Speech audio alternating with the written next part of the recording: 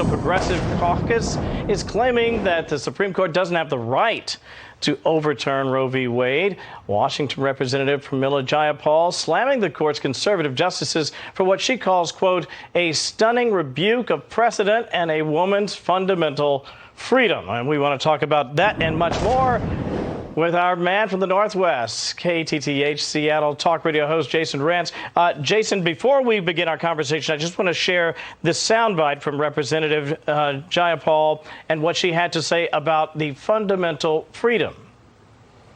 The fundamental freedom that women have to make choices about our own bodies and our own futures and our own economic security. And the thing is, Victor, that these justices are acting like this is somehow something that they have the right to change. They do not have the right to change this.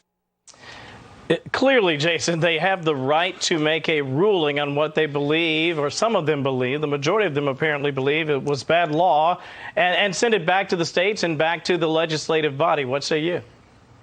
Yeah, I mean, it's hard to tell at this point whether or not Congresswoman Jayapal is as ignorant as she sounds, or if she just simply thinks her base is ignorant, because even today she claimed that the government is now mandating pregnancy, as if the government is forcing you to get pregnant.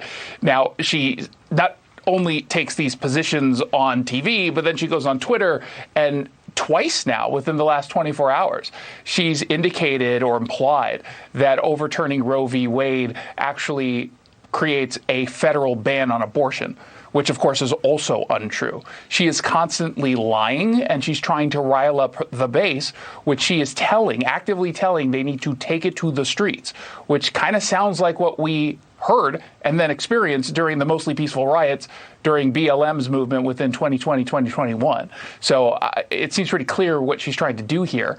And I think it's dangerous, not just ignorant, it's dangerous. Mostly peaceful, as some reported, with fires burning behind them. Let me share the Menstrual Dignity Act. This is from Governor Kate Brown in Oregon. And this is one of those stories where you almost can't believe it until you hear about it. It says this, quote, starting next year, products will be available in all restrooms, male, female, all gender, in every public school in Portland where education occupies. To ensure timely compliance, PPS ordered 500 dispensers. Dispensers have been installed, all elementary and middle school girls' restrooms and more will be installed, and all remaining bathrooms, including boys' restrooms, next year. What's going on up there in Portland?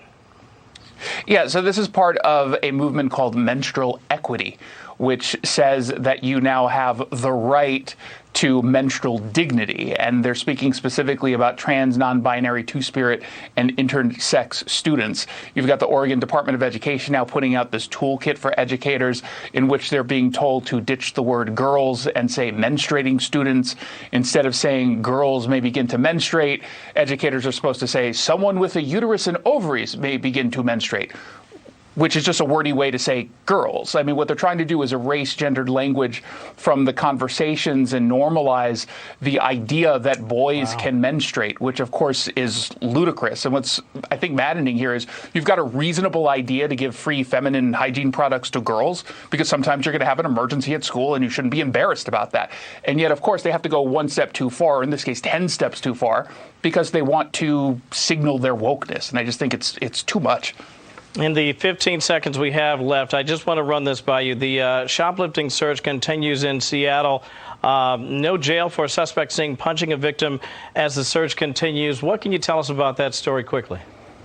Yeah, so Scott Weitzel was charged for allegedly stealing from a Nordstrom rack in downtown Seattle. As you say, the surveillance caught him stealing shoes, and then he's confronted by loss prevention officers, one of which he punches in the face.